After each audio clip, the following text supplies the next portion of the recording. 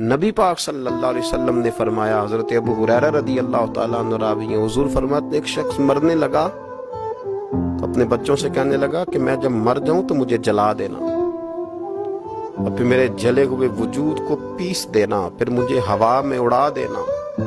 حضور فرماتے ہیں، بخاری میں موجود ہے، اس کے بچوں نے اسی طرح کیا، اس کے مرنے کے بعد اسے جلایا، ہوا میں اڑا دیا۔ اللہ کے محبوب فرماتے ہیں رب کریم نے حکم دیا زمین کو کہ اس کے ذرات کو جمع کرو، زمین نے ذرے جمع کیے، خدا نے حکم دیا تو اس کا وجود پھر سے اسی شکل میں آیا۔ تو رب کریم نے فرمایا یہ جو تو نے وصیت کی تو کیوں کی؟ اللہ جانتا ہے کہ نہیں جانتا؟ یہ کی تو کیوں کی؟ تو رو پڑا، کہنے لگا اللہ میرے اندر تو طاقت نہیں تھی تیرے سامنے کھڑا ہو کے حساب دے سکوں، تجھے منانے کے لیے تیرے خوف سے ڈر گیا۔